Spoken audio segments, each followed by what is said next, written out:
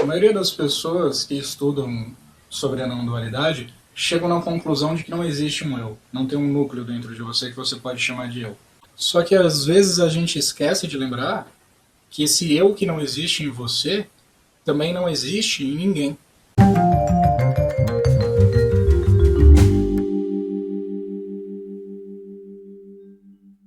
Eu não vou me aprofundar de novo sobre esse assunto da não existência de um eu individual ou de uma entidade que toma decisões, porque eu já falei sobre isso em outros vídeos. Então eu só vou dar uma recapitulada rapidinho, só para formar o raciocínio. Não existe um núcleo dentro de você. Se você procurar o eu dentro de você, você vai perceber que ele não existe. O mais próximo que existiria desse núcleo seria o seu cérebro ou a sua mente. Mas mesmo isso não é você. O seu corpo é constituído basicamente de alimento e dos elementos da própria terra, e esses elementos estão em constante mudança. Então, o corpo que você tem hoje não é o mesmo corpo que você vai ter daqui a 10 anos. Então, se o corpo muda, o eu permanece o mesmo? Onde está esse eu? Isso que você chama, às vezes, de eu ou de consciência, como eu já disse, é basicamente movimentação de prana. Prana é esse que está na comida, na água, no ar que você respira. E quando esse prana entra no seu organismo, ele movimenta a sua consciência. E essa consciência é formada do quê? Essa consciência é formada pelos 5 elementos, os 3 gunas e a movimentação do prana. Por isso que existem várias pessoas com várias características diferentes, mas a essência é sempre a mesma. Esse eu ou esse ego que aparentemente existe é totalmente dependente da memória e da mente. Porque se você tira a memória ou a mente dele, ele não existe. Então, assim, ele nem substancial ele é.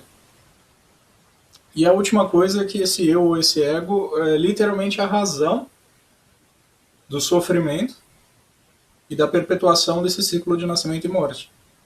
Principalmente a identificação com esse eu, a identificação com esse corpo. A partir do momento que começam a surgir as sensações, você olha e fala, esse sou eu, você começa a sofrer. Ou como você começa a assumir a autoria das coisas que estão acontecendo. Então, até aí, tudo bem. A gente chega na conclusão de que não existe um eu aqui dentro, não existe um eu tomando decisões, não existe um indivíduo separado que faz alguma coisa. Só que às vezes a gente esquece que da mesma forma que não existe um eu aqui, não existe um eu lá. Não existe um eu nas outras pessoas. Não existe um eu em qualquer ser senciente.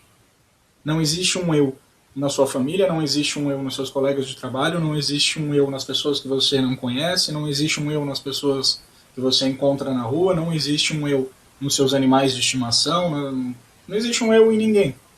Só que a gente presta tanta atenção no interior, a gente foca tanto no interno, que a gente esquece que essas conclusões que a gente chega sobre o nosso ser interno refletem nas circunstâncias externas, e nas pessoas externas, e nos seres externos também. O ego é um fantasma que tem medo de morrer. Mas o que acaba acontecendo? A pessoa às vezes passa meses ou anos estudando sobre a inexistência do eu, sobre essa ilusão do ego, ela chega nessa conclusão sobre ela mesma, então ela percebe que ela não existe, só que a partir do momento que você coloca uma segunda pessoa na história, ela esquece disso. Então ela está lá zen, só observando a existência acontecendo, ela deixou de assumir a autoria das coisas que acontecem, mas ela fica brava com outra pessoa, ela fica indignada com o que outra pessoa fez, ela fica julgando coisas que acontecem com outras pessoas. Mas espera aí, esse eu que não existe em você, que não é autor de nada, é o mesmo eu que não é autor de nada nas outras pessoas, ou nos outros seres. Eu vou usar agora um exemplo de uma interação entre duas pessoas. Tem um termo budista, e aqui o canal é Novo Yoga, mas a gente é multicultural, tá? Então eu falo sobre tudo. Tem um termo budista que chama skandha,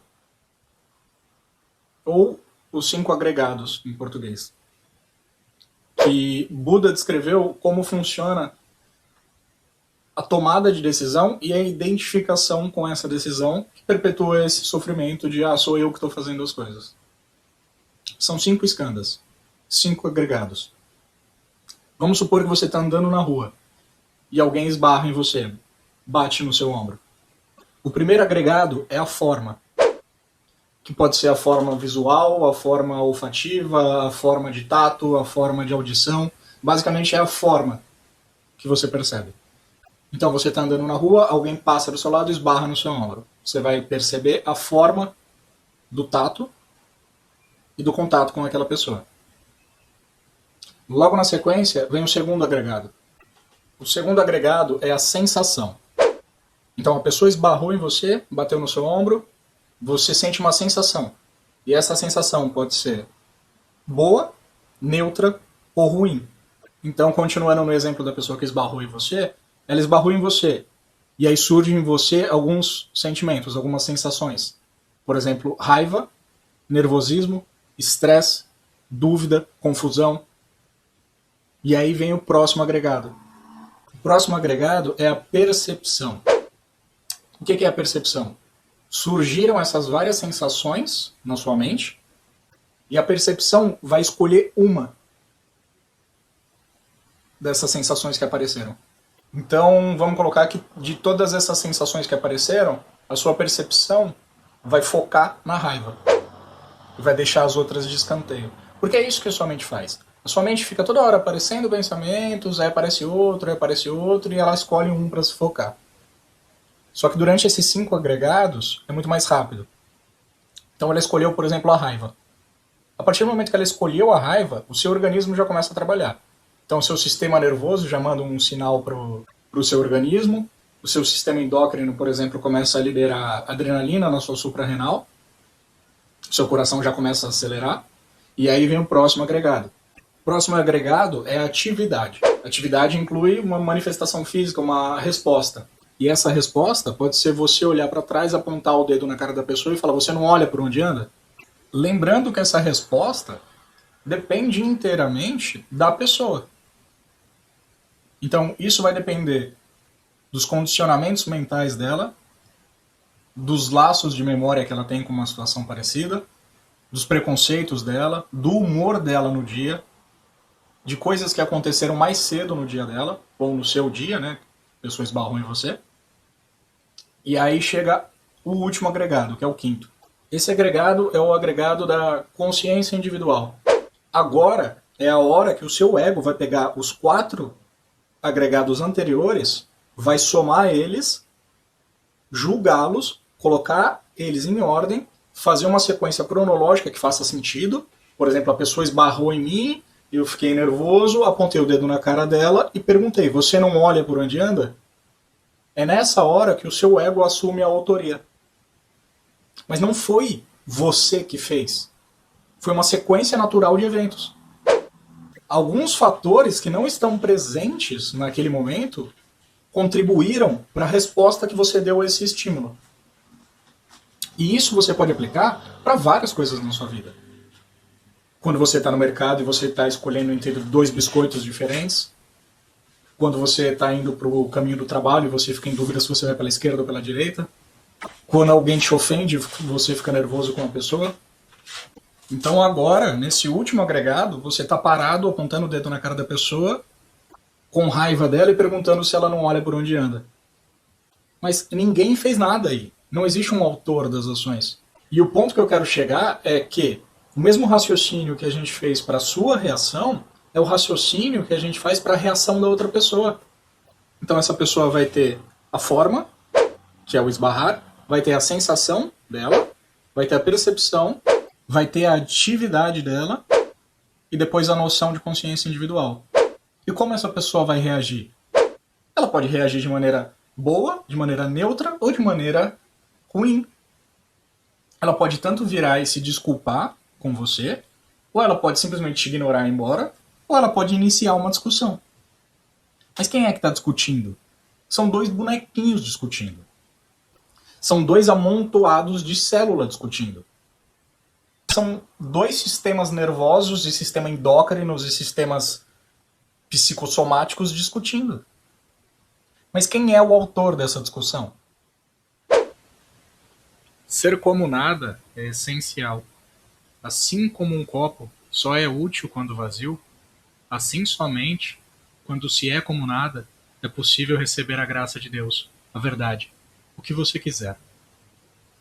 Quando a consciência olha de fora, se você vê isso acontecendo com duas pessoas na rua, parece que tem duas pessoas conscientes discutindo.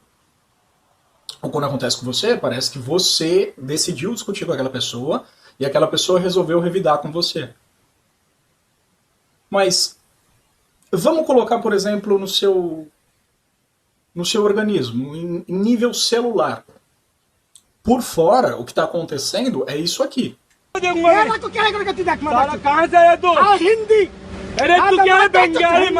Mas por dentro, o que está acontecendo é isso aqui.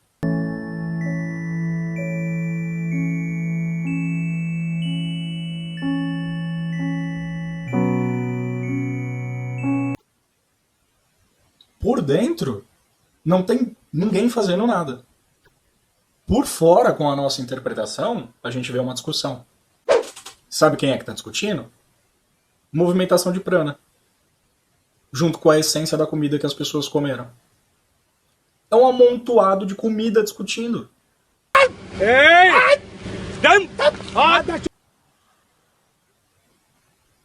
Ou seja, os 5 agregados são vazios. Porque não tem autor das ações. Eles acontecem de maneira automática. E quanto mais meditativo você se torna e quanto mais consciente você é da sua própria consciência, mais você consegue brecar esses agregados quando eles acontecem. Então você vai ter a forma, só que você está consciente. E eu vou te falar, a maioria das coisas teoricamente ruins que acontecem, por exemplo, discussão, briga, pancadaria, xingamento, é justamente por falta de consciência. Falta da consciência do que está acontecendo. Quanto mais a sua consciência é expandida, menos você se influencia por essas coisas. Porque toda hora você percebe que não tem ninguém fazendo nada, não tem nada acontecendo. Se você olhar com a sua mente, você vai enxergar movimento acontecendo. Mas de maneira substancial, não existe movimento, não tem ninguém fazendo nada. São ações automáticas da própria existência. Então é só uma cadeia automática de eventos que o ego se identifica e assume a autoria no final. E isso acontece milhares de vezes ao longo do seu dia. Então a lição de casa aqui é qual? Além de lembrar que você não existe, que você só está observando o que está acontecendo, você tem que observar também que as outras pessoas também não existem. Então assim, você percebe que é idiota discutir, por exemplo, sobre pontos de vistas. Por que você vai discutir com uma pessoa de outra religião, ou de outra visão política, ou de outro time de futebol, se não tem ninguém ali discutindo? Você consegue perceber que nesse estado de reconhecimento de não autoria, tanto sua quanto dos outros, você se encontra no estado de equanimidade, como eu falei no último vídeo, de compaixão, de paciência e de compreensão?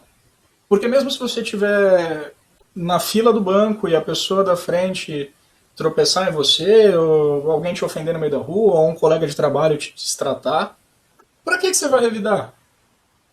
Se alguém chegar e falar, eu não concordo com a sua visão política, eu não concordo com a sua visão espiritual, tá, deixa ser. Parte do reconhecimento de que a gente não existe, de que esse ego só serve para trazer sofrimento, é reconhecer que esse ego também não existe nas outras pessoas. Eu sei que é até bizarro pensar sobre isso. E eu ainda complemento falando que essa ideia não é tão difundida, não porque as pessoas não acreditam nela, mas porque as pessoas têm medo de acreditar nela.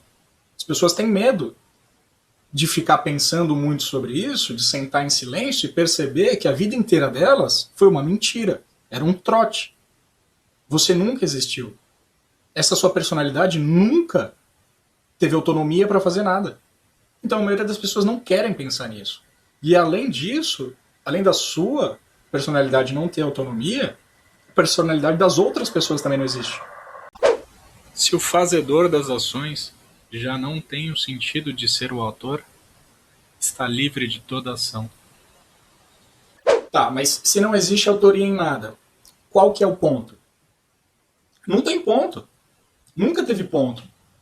Quem fica colocando ponto é o ego. É essa mesma personalidade que a gente está falando que não existe, que fica procurando objetivo nas coisas, fica achando que existe um ponto, existe algo a se alcançar, e não existe nada a se alcançar. Qualquer objetivo que você conseguir imaginar que você tem que alcançar, é a própria mente que está projetando isso. Até a ideia de você se tornar um ser melhor, ou um ser iluminado, ou atingir alguma realização, é um objetivo que a sua mente está projetando. Mente essa que é irreal, que já não existe. Então, e cuidado, também, eu não estou falando que a existência é niilismo, que não tem objetivo nenhum e vamos se matar, não é isso que eu estou falando. O que eu estou falando é para desapegar do que não te agrega em nada, e a personalidade não te agrega em nada. Isso não quer dizer que a vida não vale a pena ser vivida, você vai continuar vivendo ela, normalmente. Só que ela não tem ponto, não tem objetivo. E como eu já falei, não é como se o universo tivesse aí seus bilhões de anos e aí por acaso surgiu a Terra e você está aí. Não, a gente está preso no eterno presente. Então, assim, tudo é do jeito que tem que ser. Tudo simplesmente é. Quando você para de ficar buscando essa personalidade, quando essa personalidade não existe mais, não existe algo a ser alcançado. Então, tudo que você precisa alcançar, ou tudo que você quer alcançar, já está ao seu alcance, já está na sua cara. Já está aí o tempo inteiro. E o que é? Esse eterno presente. Sabe o que é mais assustador do que as pessoas ficarem pensando se existe vida após a morte? Mais assustador é você perceber que é impossível não existir. Que você está preso aí para sempre. Você vai existir para sempre. Dependendo do ponto de vista, isso pode ser mais aterrorizante do que a ideia de que não existisse nada. Existe para sempre. Você está aí para sempre. Você sempre esteve aí. E você não precisa de autoria de nada. Então o ponto é não ter ponto. É só observar a existência. Quando você vive assim, não tem nada para te deixar triste, para te deixar feliz, para te deixar nervoso. Tudo simplesmente é. Tem coisa mais simples que isso? As coisas simplesmente são. E é a gente que fica interpretando elas. Porque essa ideia vai direto ao encontro à morte do ego, ou à morte psicológica. E se você quer chegar nesse nível de expansão de consciência, esse eu que você acredita que é, o que você acreditava, o que você está desacreditando, tem que ser deixado para trás, junto com todo mundo. E a única coisa que sobra é a testemunha. A noção de eu, que surge dos 5 skandhas, fundamenta-se no corpo e na crença de que o corpo é real. Na verdade, não existe eu nos skandhas, e é por isso que os mesmos são denominados skandhas condicionados.